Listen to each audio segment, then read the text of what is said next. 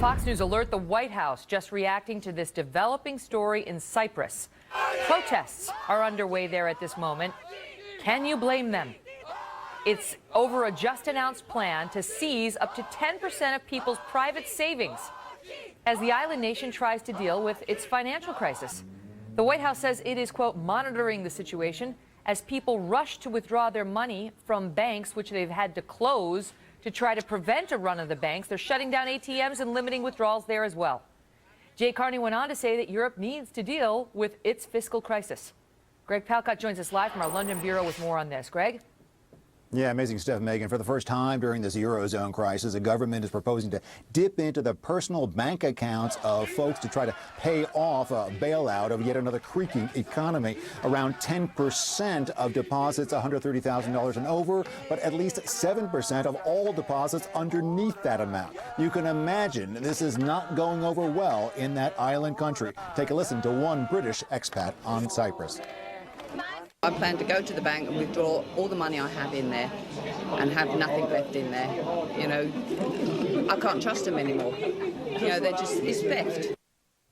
It is theft, that individual said. Now, Cyprus is a small island nation, 1.2 million people, but it is having a huge impact. This move, it's having a global impact. The fear is the same technique could be used in other weak Eurozone countries like Spain or Italy. The fear is that it could go across the Atlantic and come to the United States. But between the FDIC, between Congress and Supreme Court, experts that we have spoken to say that is unlikely to happen. But it is still causing jitters in the States. Wall Street took a big hit right off the bat, and it is still under the standard level. And in Europe and Asia too, we're seeing the stock markets are battered right now. Megan, what we are waiting on is a conference call between officials in Cyprus and EU try to water this down, but we still haven't seen those banks open up. They're not open today, tomorrow or Wednesday. They'll be open Thursday. The fear is the run will happen then. Back to you. All right, Greg. Yeah, they say that when he says water down, those in Cyprus in the government are trying to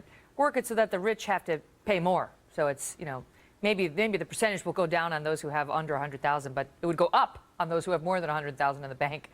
What kind of precedent does this set for a person's right to their own money? Lou Dobbs is host of Lou Dobbs Tonight on the Fox Business Network. It's not like they tax him and the people voted for it. It's they are stealing it from the citizens. They are just taking it out of their private savings account. Am I right? You're absolutely right, and it makes everyone glad they're in America, right? Because this is a country where, you know, what is happening here is the Cypriots are being run over by their corrupt banks, they're being run over by their corrupt government, and they're being run over by an exceedingly authoritarian European Union that was supposed to be the reverse of this. They were supposed to bring all of those nations together, the Eurozone, the European Union, and everybody lives happily ever after. They're behaving in this crisis in such an authoritarian manner that it is disgusting. And by the way, the euro itself may be challenged in this. I want to say, if I may, real quickly, one thing about American banks. Whatever we've gone through, whatever the issues are, we have a $250,000 insurance policy on every account out there. No one should, and you're hearing so much drama and hyperbole in this, no one out there should be thinking about a contagion from a country of 1.1 million sitting out there. This is not going to happen in the United States of America. It's not going to happen here. If it did, your deposits are insured. There'd be revolution. There would be revolution in this country if that happened. This wouldn't be a good country to pull this nonsense. People are trying various forms of it, going into the issue of trying to go after 401ks. I mean, we have people doing that in the federal government, looking at it. It's got to stop, and to see what's happening to these poor people. One of the reasons it's happening, and I should explain this, the reason that they did this, that Cyprus is a well-known banking center for money laundering, for drug trafficking. That can prove problematic. And that's not the best. I read that they were deeply indebted in Greek debt, basically. Yes. And that country's imploded, and therefore it had a ripple effect. But what about, I mean, here's one of the concerns that people have. As their Greek bonds didn't do so well. As they see, I mean, this is what the articles say. that this sets a dangerous precedent because it undermines people's belief that their deposits are safe. Now, that may not necessarily happen here in America, where we, I think, still believe our deposits are safe. We still believe no one's going to be touching our savings accounts. But what about across Europe, where they are already in trouble in so many countries? Does this lead to a potential run on the banks in other countries where people are worried their governments are going to do the same things to them? Europeans, all Europeans, with the exception of the Germans, should be very concerned about what is happening right now with the European Union and the European Central Bank, run by Mario Draghi.